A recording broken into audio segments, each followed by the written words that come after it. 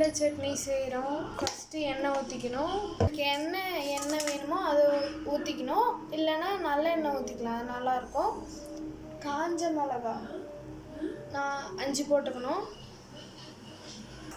கடலைப்பருப்பு போட்டுக்கணும். சீரகம் போட்டுக்கோங்க.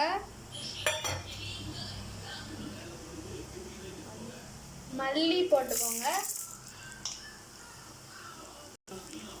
இஞ்சி போட்டுக்கோங்க. பூண்டு,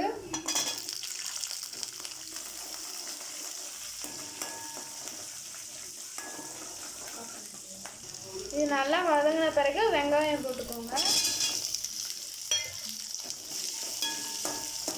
3 தக்காளி போட்டுக்கோங்க.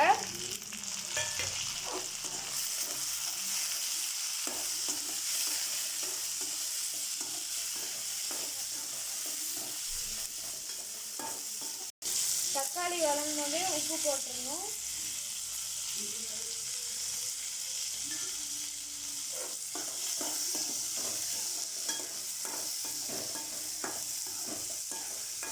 இப்போ கருவேப்பிலை போட்டுக்கலாம். நெக்ஸ்ட்டு பிரண்டை போட்டுக்கலாம். பிரண்டையை நல்லா க்ளீன் பண்ணிவிட்டு அதுக்கப்புறம் போடுங்க.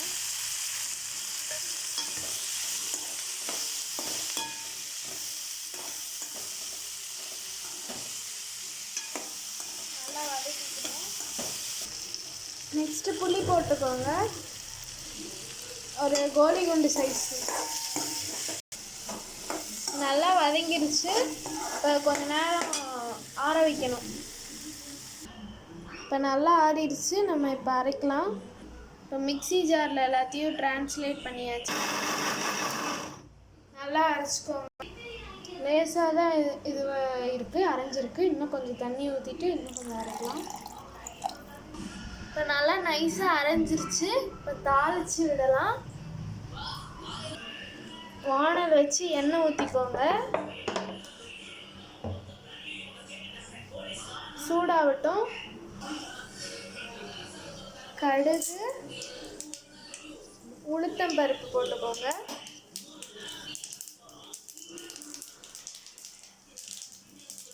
கருவேப்பிலை,